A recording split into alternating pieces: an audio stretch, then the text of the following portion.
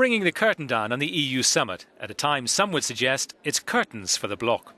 Brexit dominated the summit and gave traction to the blame game, with British Prime Minister David Cameron the natural target. Others were also in the firing line. I will not let myself be encouraged or discouraged by the press. The media has written that the Dutch voted against the EU-Ukraine agreement because I was mixed up in it.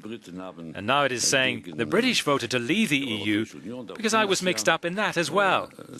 Frankly, I do not care.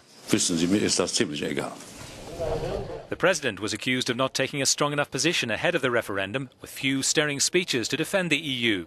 That, believe some, makes him responsible for the earthquake which has shaken the bloc.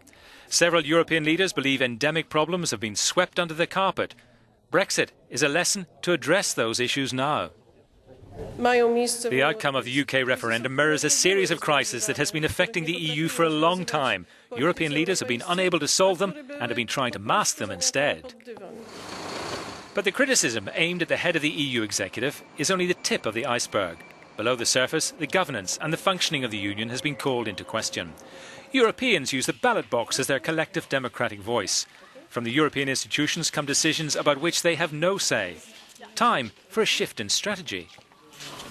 What we have to look now is that the European Union becomes from an elite project to a citizen project. And in that sense, we have to develop in the European Union much more democratic legitimacy. The now bloc of 27 will be debating the controversial TTIP, the Transatlantic Trade and Investment Partnership. Critics say the negotiations have been carried out in secret and are undemocratic. Will lessons have been learned from Brexit? The Commission President has urged EU leaders to back the deal. Many, including David Cameron, were unhappy at the voting system which brought the former Prime Minister of Luxembourg to power in 2014. I believe this was a bad day for Europe because the decision of the Council risks undermining the position of national governments, and it risks undermining the power of national parliaments by handing further power to the European Parliament.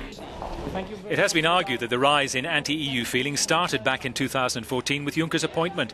But what is clear is that the groundswell of criticism has the potential to grow into a tidal wave. Have the lessons been learned to withstand it?